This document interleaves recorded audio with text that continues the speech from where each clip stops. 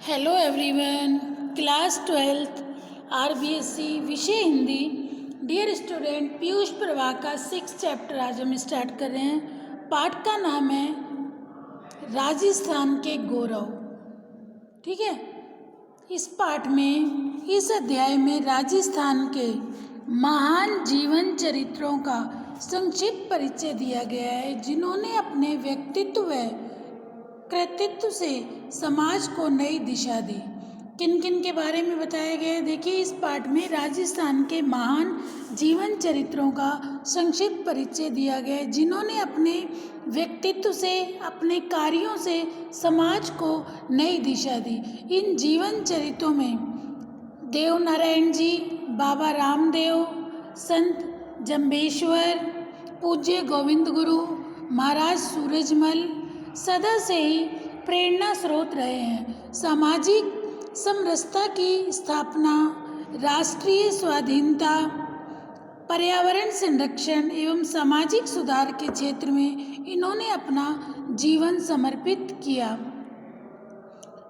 अतः इनके द्वारा दिए गए संदेश हमारे लिए अनुकरणीय हैं। इन्होंने अपने, देखिए, ये हमारे प्रेरणा स्रोत बने। सामाजिक समरसता की स्थापना, राष्ट्रीय स्वाधीनता, पर्यावरण संरक्षण, सामाजिक सुधार के क्षेत्र में इन्होंने अपना जीवन समर्पित किया। अब इस पाठ में देखिए, सबसे पहले राजस्थान की धरती पर एक से बढ़कर एक साहसी और तेजस्वी योद्धाओं ने जन्म लिया। इस राजस्थान की धरती पर एक से बढ़कर एक साहसी और तेजस्वी योद्धाओं ने इस धरती पर जन्म लिया। यहाँ पर योद्धाओं के समान ही त्यागी, तपस्वी और श्रद्धा भी जन्मे। इस वीर प्रस्तुता भूमि ने ऐसे श्रेष्ठ पुरुषों को जन्म दिया जो शास्त्र और शास्त्र दोनों में निष्णात थे। वे एक और तलवार के धनी थे तो दूसरी ओर पहुँचे हुए सिद्ध भी थे। देखिए, इस पाठ में राजस्थान के उन वीर योद्धाओं के बारे में बताया गया है, उनके चरित्रों का वर्णन किया गया है, उनके व्यक्तित्व और कार्यों के बारे में बताया गया। वो कौन कौन? देव नारायण जी, बाबा रामदेव, संत जम्बेश्वर, पूज्य समरसता, पूज्य गोविंद गुरु जी और महाराज सूरजमल। ठीक है, ये सदा से ही हमारे प्रेरणा स्रोत रहे हैं। पाठ स्टार्ट कर रहे हैं बेटा।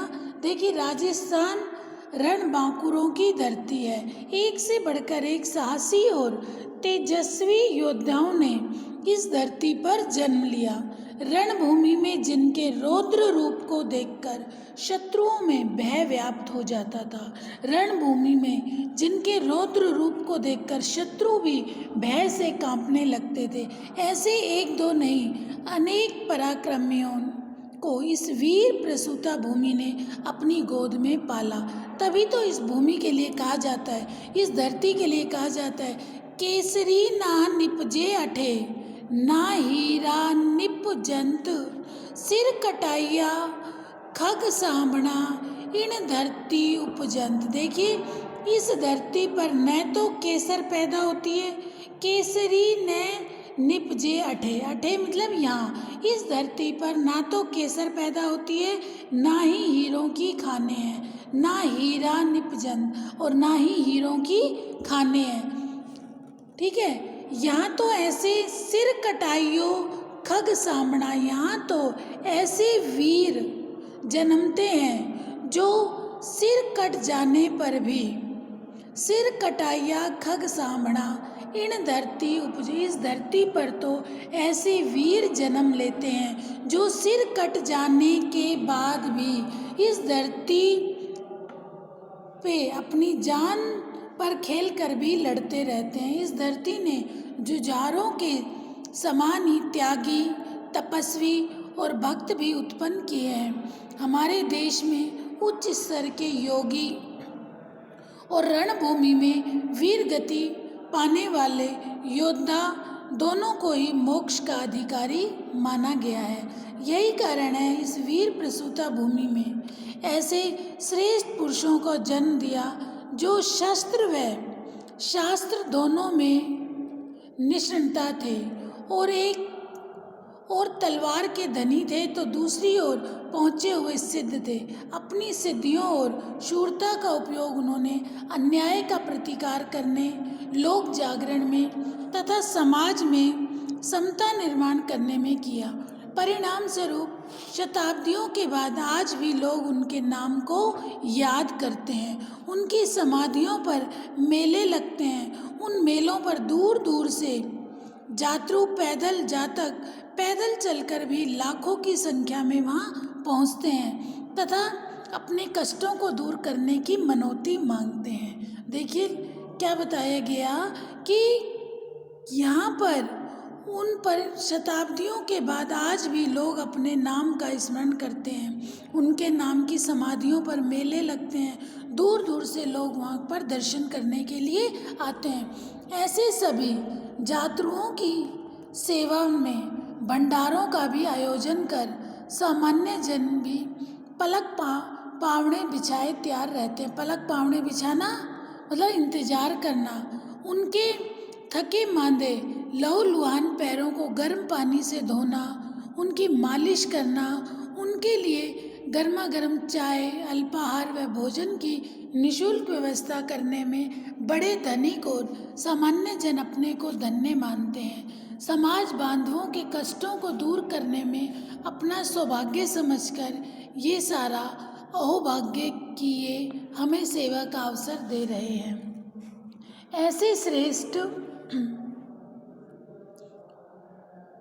ऐसी श्रेष्ठ मानसिकता से सेवा कार्य में रत सेवारू को जब लगता है कि ये हमें सेवा का अवसर दिए बिना ही आगे बढ़ना चाहते हैं, उनको रोकने का आग्रह देखते ही बनता है। कोई हाथ जोड़कर विनती करता है, कोई सड़क पर लेटकर यह कहते भी सुनाई देता है कि आपको जाना है तो हमें रौंद कर ही जा सकते हैं, अन्यथा हमें सेवा का लाभ तो देना ही पड़ेगा। ऐसे अविस्मरणीय दृश्य पर वर्ष इन दूर दूर से पैदल हर वर्ष इन दूर दूर से पैदल चलकर आने वाले यात्रुओं को उनके मार्ग में स्थान स्थान पर दिखाई देते हैं। वे सब उन श्रेष्ठ पुरुषों के त्याग व तपस्या का ही फल है जो आज भी दृष्टिगोचर हो रहा है। हम ऐसे ही नर पुंगों के कर्तव्यों से अपना जीवन प्रकाशमय बनाएं, समाज में समरसता का संचार करें और लोक सेवा में लगकर अपना जीवन धन्य करें। देखिए लेखक क्या कह रहा है कि हम इन लोगों से प्रेरणा लें, ठीक है, तथा सेवा करने वालों की विनम्रता सभी को आकृष्ट करती है और हमें इनके कर्तव्यों से अपना जीवन प्रकाशमय बनाएं, समाज में समरसता का संचार करें, लोक सेवा में लगाकर अपना जीवन धन्य करें। अब देखिए देव नारायण जी बगड़ावत कुल के थे। देखिए ये बगड़ावत कुल के नागवंशीय गुर्जर थे। सारे गुर्जर समाज में इन्हें भगवान विष्णु का अवतार माना जाता है। देखिए देव नारायण जी, अब सबसे पहले हम किसके बारे में पढ़ रहे हैं? देव नारायण जी बगड़ावत कुल के थे। बगड़ावत नागवंशीय गुर्जर थे, इसलिए सारा गुर्जर समाज देव नारायण जी को विष्णु का अवतार मानता है। अपने राज्य में क्रांति कर अपने समय के अत्याचारी शासन का अंत किया था इन्होंने। आपके जन्म समय के संबंध में काफ़ी मतभेद है, फिर भी लोक मान्यता प्रमाणों तथा तत्कालीन राज्य वंशों से सामंजस्य बिठाने पर इनका जन्म की माघ शुक्ल सप्तमी भानु सप्तमी को हुआ माना है। चौहान राज ने बागड़वतों की गोठा की जागीर दी थी। यह जागीर वर्तमान में भीलवाड़ा जिले में आसिंद से अजमेर जिले में मसूदा तक का खारी नदी के आसपास का क्षेत्र माना जाता है। राणा दुर्जन साल के अत्याचारों से बालक देवनारायण को बचाने हेतु माता सोड़ी खटाणी ने इन्हें अपने पियर देवास ले आई। अब देवास में इन्हें इनका लालन पालन होने लगा। बचपन में घुड़सवारी और शास्त्र संचालन सीखा। साथ ही साथ शिप्रा नदी के किनारे जो उज्जैन में है सिद्धवट में वे साधना भी करने लगे। सिद्धवट के योग्य गुरुओं ने उन्हें आयुर्वेद के साथ साथ तंत्र विद्या भी सिखाई। देखते ही देखते देवनारायण एक कुशल योद्धा के साथ साथ आयुर्वेद और तंत्र शास्त्र के भी पंडित हो गए। अब उन्हें अन्याय और अत्याचार को समाप्त कर धर्म की स्थापना का अपना जीवन लक्ष्य समझ में आ गया। बगड़ावतों का अनन्य मित्र छोटू भाट इसी दिन की प्रतीक्षा कर रहा था। वह इन्हें गोठा ले चलने हेतु देवास आ गया। छोटू भाट माता सोड़ी तथा कुछ अंगरक्षकों के साथ ये देवास से चल पड़े। धार में स्थित महाकाली की आराधना के समय राजा जयसिंह की बीमार पुत्री पीपल देव को अपने आयुर्वेदिक के ज्ञान से भला चंगा कर दिया। यह पीपल देव से उसका विवाह हो गया। अपने आयुर्वेद ज्ञान तथा सिद्धियों से लोगों के कष्टों को ये दूर करने लगे, जिससे उनका यश चारों ओर फैलने लगा। अब देवनारायण लोगों के कष्ट हरने वाले साक्षात भगवान बन गए। नीन लंदे की कुरूपता दूर करना, सारंग सेठ को पुनर्जीवित करना, सूखी नदी में पानी निकालना आदि इनके चमत्कार माने जाते थे। इनके कोठा पहुंचते ही सभी इनसे आ मिले। कोठा में अमन चैन कायम कर जनता को ढांढस बंधाया, किंतु उनके पूरे राज्य और पड़ोस के राज्य में राणा के अत्याचार उसी तरह चल रहे थे। उनके कुशासन को समाप्त करने के लिए दुर्जन साल के साथियों को एक एक कर परास्त किया और राज्य क्रांति कर सुशासन स्थापित किया। दूसरी इनकी महत्वपूर्ण देन यह है कि इन्होंने औषधि के रूप में गोबर और नीम का महत्व स्पष्ट किया। गोबर, नीम, तुलसी की भांति नीम व गोबर को प्रतिदिन के व्यवहार में लाने का सफल प्रयास इन्होंने किया। इसी कारण आज भी इनकी पूजा नीम की पत्तियों से की जाती है कि औषधि के रूप में इन्होंने गोबर और नीम का भी प्रयोग किया और डेली उसे प्रयोग में लाए। तभी आज भी इनकी पूजा नीम की पत्तियों से की जाती है। ठीक है बेटा, आज हमने किसके बारे में पढ़ा? देवनारायण जी के बारे में। ठीक है, इस पाठ में किसके व्यक्तित्व के बारे में पढ़ा, किसका जीवन चरित्र पढ़ा? देवनारायण। शॉर्ट में फिर बता देती हूँ, ये बागड़ावत कुल के नागवंशीय गुर्जर थे। सारे गुर्जर समाज में इन्हें भगवान विष्णु का अवतार माना जाता था। इनका जन्म विक्रम संवत 1097 के माघ शुक्ल सप्तमी को हुआ। राणा दुर्जनशाला के अत्याचारों से बचाने के लिए इनकी माता ने इन्हें अपने पीवर देवास ले गई। वहाँ इनका लालन पालन हुआ। बचपन में ये घुड़सवारी और शास्त्र संचालन सीखे और शिप्रा नदी के किनारे सिद्धवट के में साधना करने लगे। गुरुओं ने इन्हें आयुर्वेद और तंत्र विद्या भी सिखाई। उसके बाद ये गोठा आए।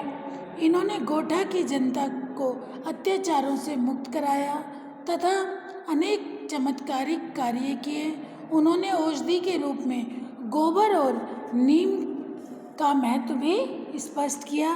तभी आज भी इनकी पूजा नीम से ही की जाती है। ठीक है बेटा, आज हम इतना ही पढ़ेंगे। ओके, से आगे नेक्स्ट क्लास में समझाऊंगी। इसके बाद बाबा रामदेव के बारे में, संत जम्बेश्वर के बारे में, पूज्य गोविंद गुरु के बारे में और महाराज सूरजमल जी के बारे में। ये बेटा किसके क्या क्या कार्य थे, क्या क्या गुण थे, किसने क्या क्या किया, ये सब आपको याद करना पड़ेगा। ठीक है, देवनारायण जी का मैंने कंप्लीट करा दिया। कल बाबा रामदेव और संत जम्बेश्वर का पढ़ाऊँगी। ओके, जितना भी आपको कराया जाता है बेटा, डेली की वीडियो डेली सुनो, समझो, बुक से रीड करो। कोई भी डाउट हो अपने डाउट ज़रूर क्लियर करो। Okay, thank you.